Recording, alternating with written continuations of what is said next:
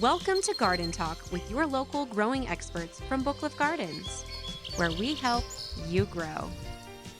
Well, good morning, everyone. Along with Steph Griggs, I'm Mona Dyer, and this is Garden Talk brought to you by Booklift Gardens, where we help you grow. We're going to be talking about gardening this morning. If you've got a question, something on your mind, please call us.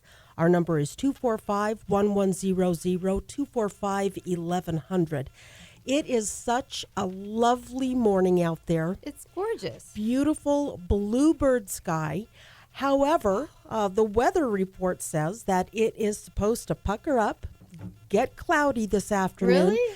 Allegedly, there's even a chance for some afternoon showers.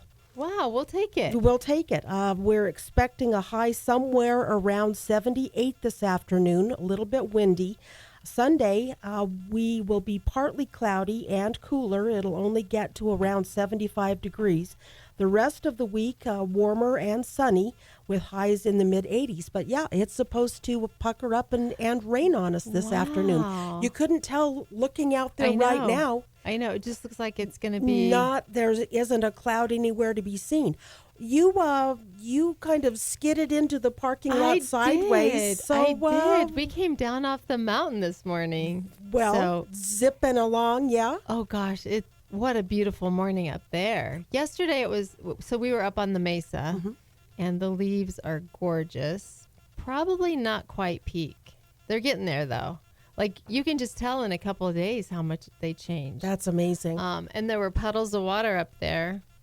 So it's been raining. They must have gotten a good storm up there. And let's see. It's just gorgeous. It was like 40, I think. I love that. I love that. The pictures that you just shared, the aspens up where your cabin is, right? They're already starting to turn yellow. You had that great shot, the tops of those yellow aspen trees against that bluebird sky, and the moon was still up. I know. It was so pretty. We were walking up the road yesterday morning, and I was like, look at that. There's the moon still. And it was just lovely. Kind of framed by the aspen. So. Now, I think, if I'm not mistaken, I think that Color Sunday is slated for next weekend. A week from tomorrow. Yeah, and I really think, based on the pictures that you just showed us, I think the colors are going to be really close to peak. I think so too, because as we came down this morning, that there's like a pull off.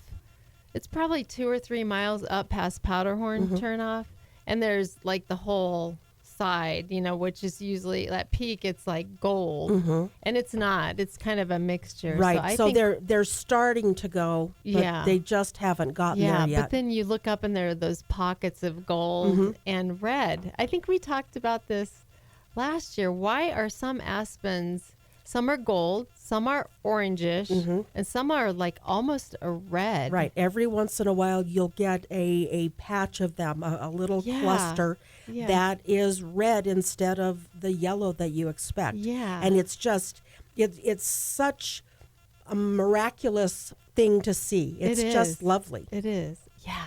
So we're just so lucky where we live. Truly. And you also were chasing some big creature across the dam. Yeah. So we took the dogs out for a walk, and I think this would have happened last week because, when the dam was muddy on Sunset Lake, and there were these huge prints. So I took pictures. We're not sure if they're elk or moose. They are not deer. Right. Too big for that, but the question's still out. Right. And to me, they look like an elk. But to be fair, I've never seen a moose track. Right. I wouldn't know a moose track if the moose ran over me. Right. So. Yeah. We're going to do some investigation. Yes. CSI. See if we can compare a moose and an elk track. Indeed. We're trackers. For sure. What's going on in your garden? Gosh, it's beautiful. The roses. My roses are gorgeous. They are. And my begonias under the porch. Yep. Those flowers are really appreciating the cool weather. They truly are. Oh, man. And even the golden asters that are like a native flower that they kind of their blooms go away, and now they're just like blooming like crazy. Yeah. So, They're and then the cactus have the little the little red. right. They're little fruits on them. Yes, they're lovely. and the rabbits are just loving those. Yes, those sneaky little rabbits. Those must be yummy. Apparently, they must be just those little fruits. They're just tasty. They are tasty. So what's going on in your garden, You know, Mona? mine is just doing its thing. I need to get out and get some deadheading done. Oh, I know. Just a little bit of cleanup here and there. Yeah. The other thing that really I need to get out and get done is I need to make sure that I get a couple more really good soaks of water down into the perennial beds. Oh, right. Because we up on the Redlands, we get our water from the Redlands Irrigation District, and our water is only going to be on now until about the middle of October. Okay, so you got to take Right. advantage. So we only have water now for 3 more weeks. It's Yes. going to be really important, at least I think in my yard, to get a really deep soak. There was a real interesting story in this morning's Daily Sentinel that was based on a discussion from a climatologist that visited here this week. His information said that 7 of Colorado's 9 warmest years on record have happened since 2012. Wow. And that's the average temperatures statewide. So there are some years that Denver's temperatures Right. go in the tank. Right. Or sometimes this side of the mountain, Yeah. our temperatures are way cold. But what his information is that for the last, well, since 2012, 7 of Colorado's warmest years on record have taken place. That is of note because those warm temperatures are happening in the summer and fall.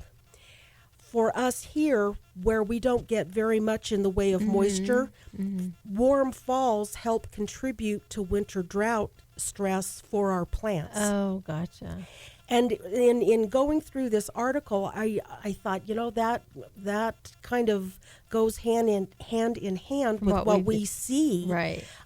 Some of the damage and some of the stresses that have happened to plants in people's yards, everything from pinyon pines being attacked by Ips beetles to the ash trees that have suffered so severely by being attacked by things like lilac ash borer and then now the ash bark beetles. As a result of being stressed out from winter drought, those plants aren't able to protect themselves or fight off pests. Right. And so anything that we might be able to do in our yard Right. to help get a little extra moisture in the fall to help protect the root systems is going to help protect our plants more Boom. overall. Yeah. So I didn't have a chance to really dive into this article. I just kind of skimmed it. But that one little part just really Kind of jumped out. It did jump out at me. That makes sense because, like where Rick and I moved, we have quite a few pinyons on our property, and they have irrigation going to them. And Rick's first thought was, they're native here. Why should we water the pinyons when they? And so I was I know I talked to you about it. I talked to Tom Ziola about it, and he said it's because of the drought. They're being stressed, and that's when the Ips beetle attacks them because our weather. I mean, they are native. They are but native, they and also get stressed by they get stressed out. Yeah.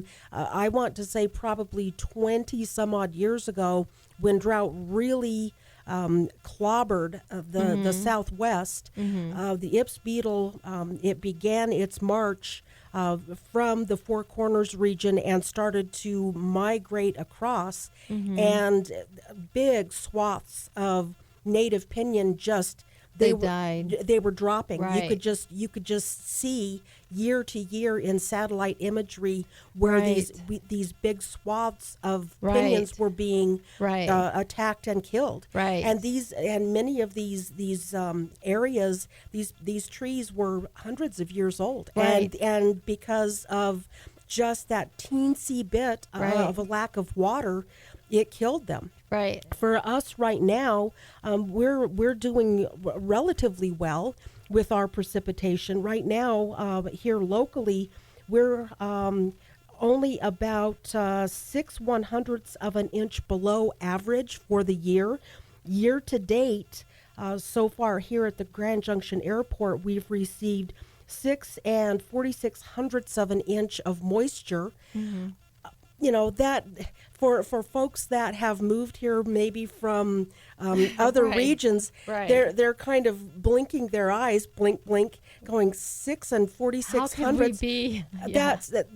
They come from places where they can get that in one day. They can get that in one day, and we're excited to be right on track, having that amount, and saying go team go. Yeah, I know, because that's what we've been saying. I think we're pretty close because we've been getting some nice rain. Right, but it's every little bit of moisture that comes to us, we need to take advantage of and use it to the advantage of whatever it is that we're trying to nurture and grow. Right, and also take advantage of the irrigation while it's still on. Right. Because where we live, we water with domestic water, so that irrigation and it can be really beneficial. And at the point where that irrigation gets shut off, then we are up. It is up to Mother Nature to help us. Right. But doing a couple, 3 really good soaks before the irrigation water gets shut off,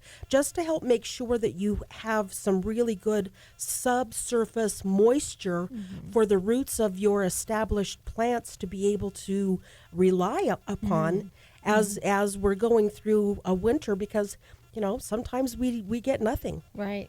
It's just kind of the way it is. We live in the desert. We live in the desert, and on the one hand, it's nice to not have to wake up and dig out a snowblower. Right. That's nice. Right. But the plants don't appreciate that. That's right. That's right. They're used to getting that water. Right. Some of them are. Others of them are others are native. It's no big deal. But still, they'll do a lot better. They'll be a lot healthier, and they'll be stronger and able to fend for themselves better if they just have a little bit of help. Yes. And I always like what you remind us, that cold, wet roots. Frozen, wet roots will protect a plant. Yes. I figured out a kind of a different way to say that. Everyone. Yes, I never can quite quote you. Frozen, wet roots. If the soil is frozen and wet, it keeps the roots safe, because frozen dry soil will suck the moisture out of the root. Right.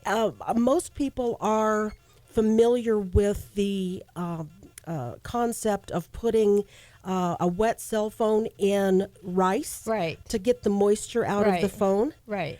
Think of dry soil as the rice, and think of a root as a problem. Right. That dry soil sucks the moisture out of the root. Yeah. We have a caller on line 1. Good morning, line 1. How can we help? Hello, princesses. Hey, good morning, Debbie. Good How can we help morning. you? Welcome back. Thank you. Thanks.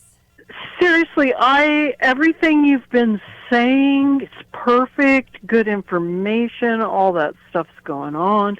The yards are looking so beautiful right now when they're cared for properly. Oh. It's a pretty time of the year. It is absolutely awesome. It is. It's like that last resurgence And- before the cold and- hits. Yeah, and you guys help us, do it, Mona. Encyclopedia Mona and Sunshine Steph. Oh, Checking out, Debbie. Thanks, All right, Debbie. take care. Have a great day. All right, well, we are up against our first commercial break. If you've got a question, Give us a call. Our number is 245-1100, 245-1100. Along with Steph Griggs, I'm Mona Dyer. This is Garden Talk. We'll be right back. What would make your backyard perfect? This is Jamie at the Brickyard. Our favorite thing to do is take your dreams and make them come true. Tell us what you want to do, and we can help find the right products from pavers and retaining walls and everything in between. Nothing brings the family together like a backyard barbecue. At the Brickyard, we have the perfect grill to make your next get-together one to remember. Whether you're looking for a gas grill, pellet grill, or big green egg, we have everything you need. From fire pits and grills to patios and outdoor kitchens, we're here to help you find what you need at the Brickyard in Grand Junction and Montrose. Well, hi, everybody. Dr. Ron Caskey jumping in here. Write my phone number down. You're going to need it, 877-218-1972. Get on my calendar for a no-cost, in-person, face-to-face appointment where I can show you how to protect, preserve, grow your retirement, recession-proof your retirement, and make sure your retirement never retires. Give me a call. My time doesn't cost you a penny ever. Call me today. Listen to The Ron Caskey Show, Saturday mornings at 11 on KNZZ.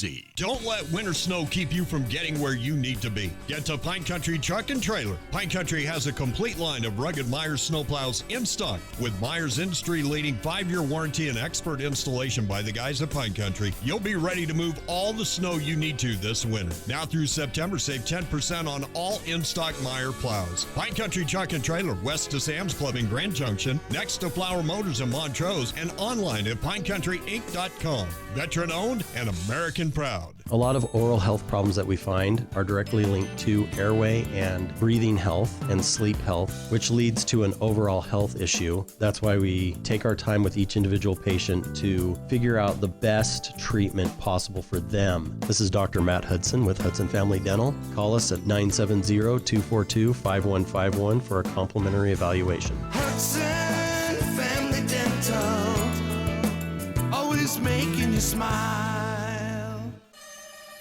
Crime Stoppers of Mesa County needs your help to identify and locate the suspect involved in a vandalism and theft. Sometime between 9 p.m. on Sunday, August 25th and 4:50 a.m. on Monday, August 26th, an unknown suspect unlawfully entered the Heritage Church property located in the 2400 block of North 12th Avenue. Security cameras captured the suspect damaging several light fixtures on the building and removing a doorbell camera off the outside wall. The total estimated damage and property loss is over $2,200. A photo of the suspect can be viewed at 241stop.com or Crime Stoppers of Mesa County's Facebook page. If you know the location or the identity of the suspect involved in this crime, please submit a tip by downloading the P3 Tips app on any mobile device, online at 241stop.com, or by calling 970-241-7867. Information reported to Crime Stoppers that leads to an arrest can earn you up to a $1,000 cash reward, and you will remain completely anonymous. For more information, see 241stop.com.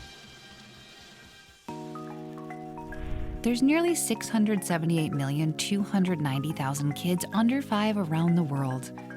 But what's so important about being 5? A lot, it turns out. Children who live to age 5 are twice as likely to reach adulthood. That's why vaccines matter so much. For 40 years, Rotary and partners have delivered vaccines globally. Like here, and even here. Impressive, right? But 12.5 million children are still totally unvaccinated. Rotary knows we can find them. Because when Rotary and Indian vaccinators looked for families at bus and train stations, used motorbikes, and trekked house to house, they lowered polio cases by 94%. See, it can be done, and the results are worth it. Let's ensure that all children grow up safe from preventable diseases. And we have breaking news. Keep up. Breaking news. Breaking news. With what happens next. Issue executive orders. Push through his agenda. News Radio 1100, KNZZ. Welcome back to Garden Talk with your hosts from Booklift Gardens. Well, welcome back, everyone. Along with Steph Griggs, I'm Mona Dyer. We're talking about gardening today. If you've got a question, something on your mind, call us. Our number is 245-1100. We do have a caller on line 1. Good morning, line 1. How can we help? Is that me you're talking to? That's you. Is. Good morning. Okay. I have 2 questions. One, I wasn't paying close enough attention when you was talking about crab grasses and Bermuda grasses.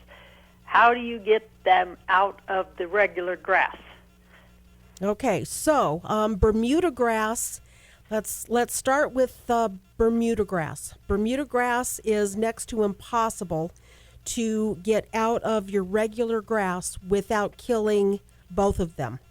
Bermuda grass is perennial. It's got roots that go down to practically to China. It is really difficult to get rid of. So what you'll need to do is you will have to spray it out with Roundup, with glyphosate, kill it. And it maybe even is too late to even start on it this year. Bermuda grass is a warm season grass, and when you start to fight it with your herbicide, it needs to be in a strong growing phase.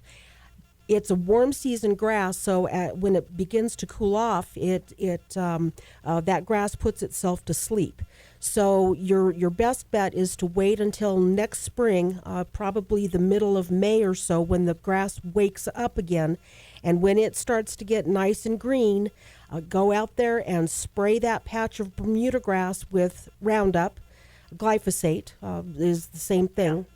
Then treat it nicely, water it, make it feel welcome, so that it greens back up again, and then spray it again. And you're going to keep doing that until you can go for about 2 weeks without any fresh green shoots showing up again. At that point, you can feel relatively assured that you have killed off that patch of Bermuda grass. Okay, it's important that you get a really good kill on that patch of Bermuda grass, because even one little segment of that root left alive will reinfect that area again. So you really have to make sure that you just don't kill it. You have to kill it dead, triple dead. Okay? So that's the Bermuda grass. Crabgrass is, if it's truly crabgrass, it is an annual grass. It doesn't overwinter as a plant. Once it gets cold outside, that plant dies. But it does drop seeds. So you can get really good control on crabgrass by simply using pre-emergent. You'll want to apply pre-emergent in areas that are being infected by crabgrass. With pre-emergent, you want to put it down. First dose goes down in April, usually about the middle of April, and then make a second application. I like to put it down maybe the last week of May, and that should keep the weed seeds from germinating and at least knock back the biggest majority of the crabgrass that is plaguing you. There are some other grasses out there that are perennial grasses that come back from the roots. They look like crabgrass, but they're not crabgrass. If that is what you've got instead of true crabgrass, the pre-emergent will still help a little bit, because it'll keep any additional baby plants from coming up from seeds that those other grasses have dropped. Okay, two quick questions. Which one is it? Crabgrass that grows like in a circle? Which one is that? Crabgrass does grow in a circle, but field fescue or orchard grass also grows in a circle. And that circle each year gets a little bit bigger. Okay. Tell me about it. Okay, so is that what you're seeing? Well, I see both. I see circular, wide. The grass actually is wider than regular grass. Right. Real wide. And then I see some that's kind of infiltrated in the whole thing. Okay. So it may be, if you can still find samples of the grasses that are plaguing you, dig up some of those plants and get some roots and some stems. Dig up some samples and bring them in, and let us take a look at them so that we can identify who the enemy is, so that we can help you get started on the right pathway to killing off what it is that's giving you a hard time. I would hate to have you put one thing on and you're actually fighting something else. So by identifying it properly at the beginning, then we can make sure that you're doing the right thing and avoiding having the problem get worse by having a misidentification. Okay, one last question. Mm-hmm. My son lives in Conifer by Denver, and he lives in the forest right. with all the pine trees or whatever they're called, and he's got bugs. And I said, well, they're kind of tackling the bugs here. Who should he call over there and find out what he should spray with? Or So actually, he may be able to get some good information from the local extension office there, or just log on to CSU Extension. I'll bet that there are people that would be willing to come out and take a peek at what's going with his trees. Okay. Thank you very much. You're very welcome. Thank you for the call. Wow, she had some great questions. She had some didn't great she? questions. Yeah. Yeah, and first things first, identifying what the issue is, Yes. identifying who the problem is, Right. is really important. Mm-hmm. Sometimes people think they have one thing, but it's a different thing. Right. So making sure of what the problem is, so that you can put the right thing on there is important. Right. Sometimes people think that what they have is crabgrass, and it's actually Bermuda grass. Right. And Vice versa. sadly, they wind up 2 years down the road Right. and Haven't mitigated the problem. exactly. We've got a caller on line 1. Good morning, line 1. How can we help? Oh, hi. I've got a couple of questions. I know that you were talking about the aspens before, and they're going into dormancy. Is it still possible to plant small aspens now, or is it risky to do that? No, and I'm talking about 8,000 feet, an area south of Lone Cone area. Yeah, absolutely. You are perfectly fine planting as long as the ground hasn't begun to freeze. You should be able to successfully transplant or plant a small tree. Now, here's a question: are you moving a tree from one place to another, or are these trees that are in containers and being planted that way? Just in containers. Okay. Yeah, from a local place. Sure, yeah, and those little trees will be just fine. Here's what I would have you do, though. Make sure that you dig your hole at least twice as wide as the width of the container that the little tree is being currently grown in. Dig the hole extra wide, but don't dig the hole too deep. You want to make sure that when you settle that little tree into the hole, you can still see the top of the original root ball. That little tree has been breathing out the top of that original root ball. So you want to settle it into the ground so that the tree still has that airspace over the top of its original root ball. When you backfill it, make sure that you put some nice compost in with the soil, the native soil, as you backfill it.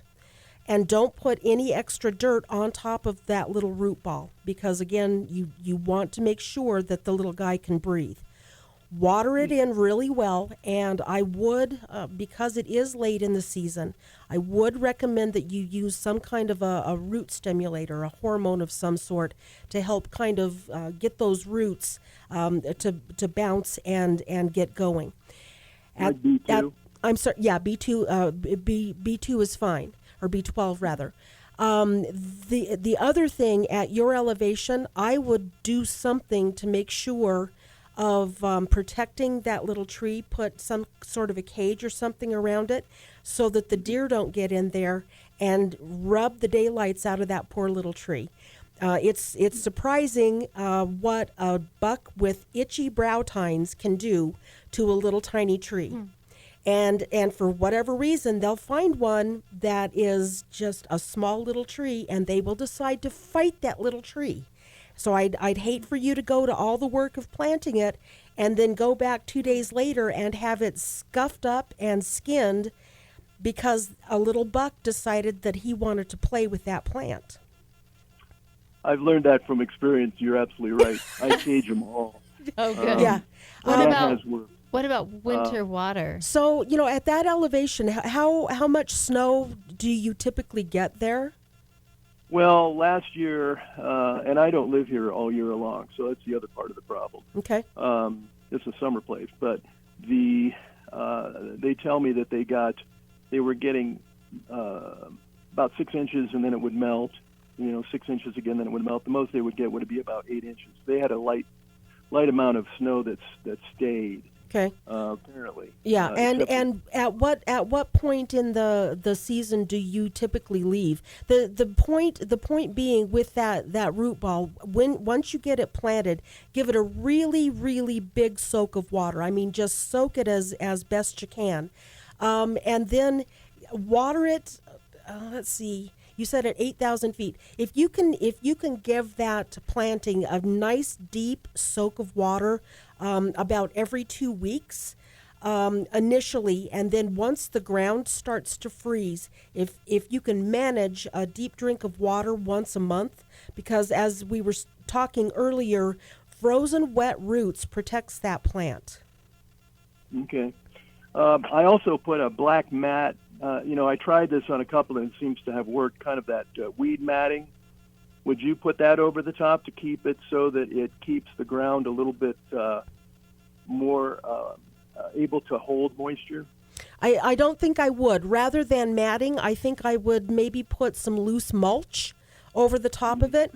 The reason I'm a little worried about any kind of matting is if you forget about that matting, as that little tree continues to grow, and if it decides to send up some new little aspens from the tiny root system that it has, it could hurt the tree. It could strangle out that what could become a tiny little grove that little tree creates for itself. I'm not a big fan of putting any kind of fabric around trees. Okay. I have another question on Gamble oak. There's a lot of oak up here, and I'm just wondering, when I go through and I thin them, clusters, there's a lot of fallen dead, and I've heard different stories about this. Leave the leaves all that thick around the trees, or pull some of the leaves out, because sometimes I'll find, white mold and stuff like that around trees. Is that good or bad? The white mold is awesome. The white mold is actually feeding the biology that's in the soil, and that in turn is helping the root systems of those plants. If you remove that leaf litter, it actually is starving the soil, and it can impact the overall health of the forest or the ecosystem that's beneath those plants. So leaving the leaf litter and the mold and the fungus that you see in amongst those leaves actually is extremely beneficial to the resiliency and the health of the soil that's beneath.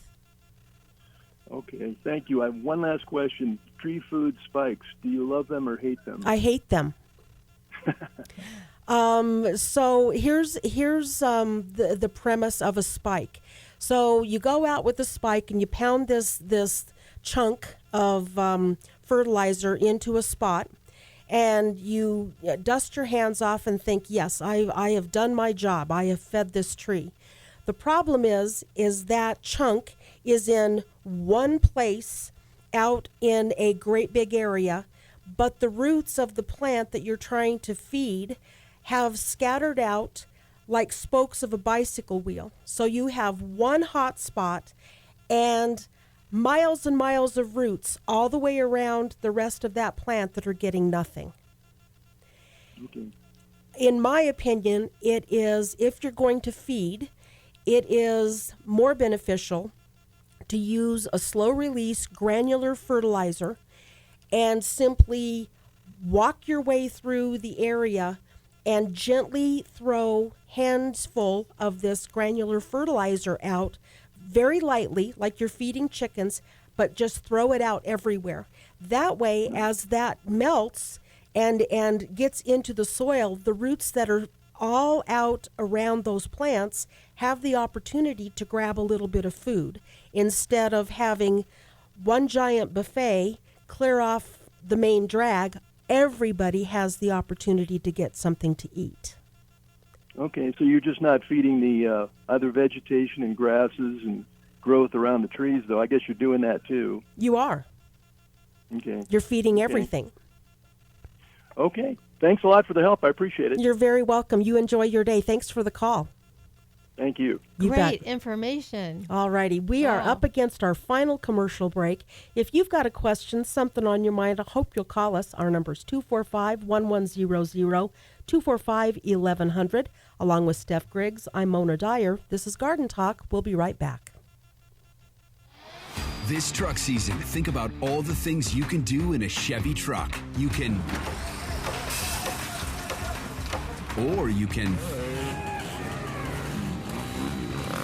even just with impressive towing, incredible bed and tailgate functionality, and multiple powertrains. Chevy Silverado, the first ever Silverado EV, Colorado and Tahoe have what you need to get things done. When you want to do it all, Chevy's got you. It's Chevy truck season.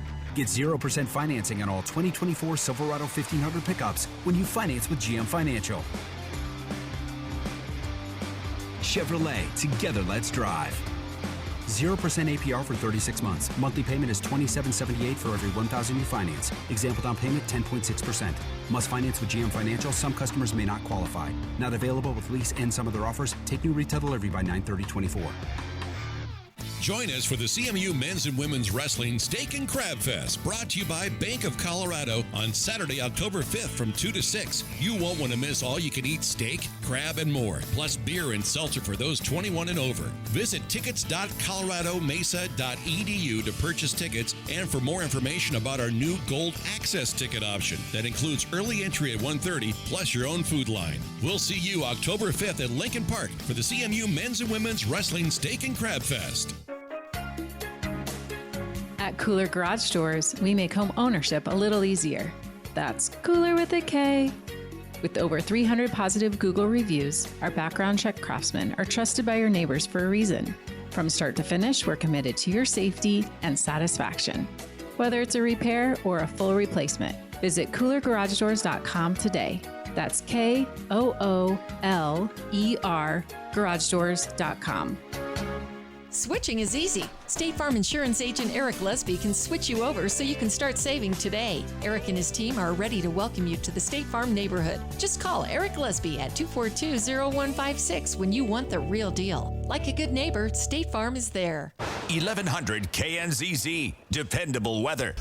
Becoming mostly sunny Sunday, Grand Junction 75, Montrose 67. Mostly clear overnight, 52. Mostly sunny Monday, 80.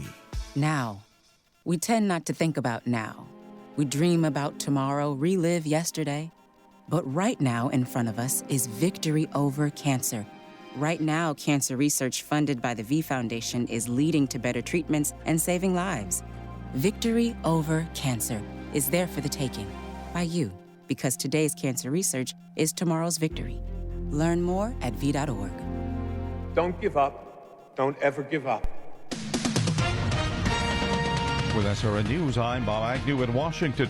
North Dakota Governor Doug Burgum, formerly a presidential candidate himself, says when Kamala Harris criticizes Israel for its war in Gaza, she is in effect offering free PR on behalf of Hamas and its state sponsor Iran, something that no presidential or vice presidential candidate should be doing. Unless you're putting maximum pressure on Iran and full support for Israel, if you're doing the opposite, if you're putting conditions on Israel and trying to create space for Hamas to exist.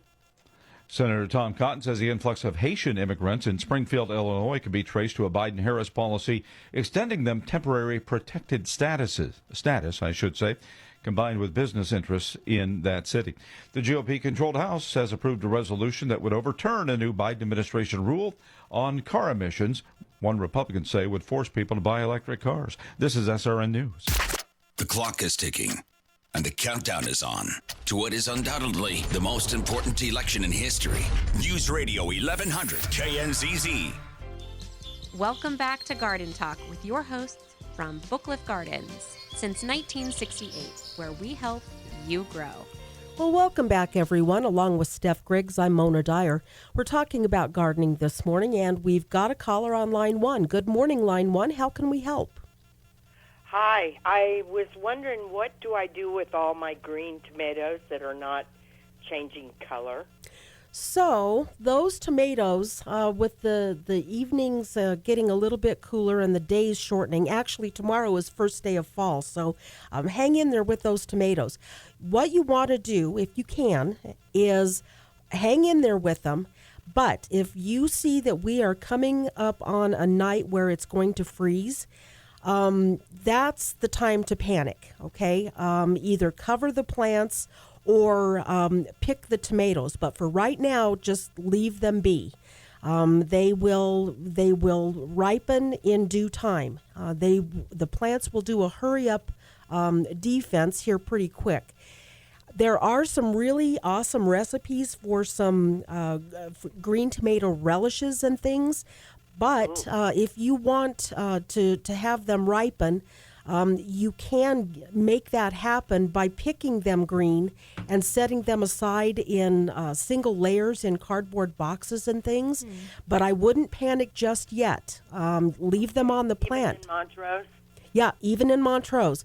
Just keep your eye peeled, though, on the nighttime temperatures, because you don't want those tomatoes to freeze on the vine. And it's easy to protect the tomato plants. You can do that as simply as throwing a bed sheet over the top of the plants. You may get a little bit of a singe on some of the leaves, but most of the time, if the plants are big and bushy, they will tolerate a light frost if you've covered them with a fabric of some sort. Please don't use any plastic, because plastic transfers the cold. But just hang with them. We've still got some nice warm days ahead. Okay. Okay. And just one thing I got to tell you about one tomato I got off of a regular bush that has round tomatoes on it, but it's a big tomato that looks just like a pumpkin. Holy cow! I don't know what that is, but it looks exactly like the fake pumpkins I've got arranged on my table. Oh my goodness, funny. that's I just awesome. thought that was really strange. I don't know what happened, but That's Mother Nature. I don't know. That's Oh, pretty cool. That's pretty cool. take a picture to prove it. Yeah, take a picture. I hope it tastes awesome. Yeah. Well, thanks a lot. I'll do what you say about the tomatoes. All right. Have a great day. Thanks for sharing. All righty. You betcha. We have another caller. Good morning, line 2. How can we help? Good morning. I think that's a big boy tomato. Oh, it could be, yeah. Or maybe an heirloom with all those deep little... Yeah, that's true. With all the creases, yeah, it could be. Yeah. Yeah, good thought. She's got herself a good tomato. She does. Surprise. It's magic. It is. Sometimes. Yeah. It is. Okay, bye. Thanks, All right, Debbie. take care. So a little bit of an update. I got a chance this week to talk to Ryan Sarad, who is the Mesa County Weed and Pest Control Manager. And I have to say kudos to everybody who is fighting the fight against the Japanese beetle. Exciting. This is very exciting. So far this season, in the fight against Japanese beetle, they have been able to trap 780 adult beetles. Compared to last year at this time, they had trapped 5,500 Japanese beetles. That is an 85% decrease in the number of adult beetles that have been trapped. So great. Hey guys, congratulations to everybody who is out there fighting the fight. Right. We are headed the right direction. We are doing what needs to be done to eradicate the Japanese beetle. And keep up the fight. Keep up the fight. You were telling me, what do we need? We need to get that number of trapped beetles down to 0. And if I'm not mistaken, I could be, I've been known to be wrong, we have to have 0 beetles caught for 2 years in a row for us to be able to say that we've eradicated it. So, we're headed the right direction. That's so amazing. Headed the right direction. That's a quick turnaround. It is. The county has now finished up its fall treatments in the hot zone areas. So now they'll be doing their planning for next season, figuring out, okay, where are the boundaries? Where did they actually trap adults, right? And how to go about making sure that we keep stomping it back.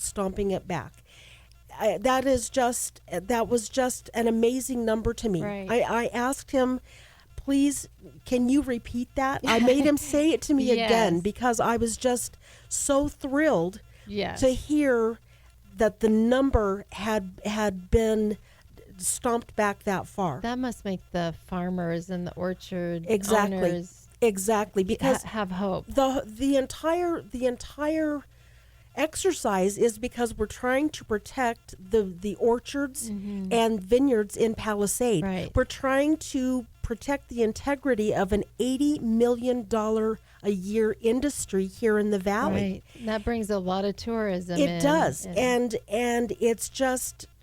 Man, I can't tell you how thrilled I am. It's so exciting. And so for everyone who is doing the work of putting the Acyloprin on their lawns to try to protect what's going on for their farmer friends, thank you.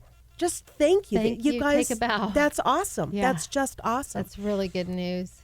Awesome. So a couple exciting things at Book Cliff. The garlic is in. Yes, that's exciting. That is very exciting. Yes. The garlic, seed garlic has arrived. Typically, it doesn't stay in the store very long. Right. So if you are wanting to plant garlic this fall, come and get it. You need to come in. We've got several different varieties.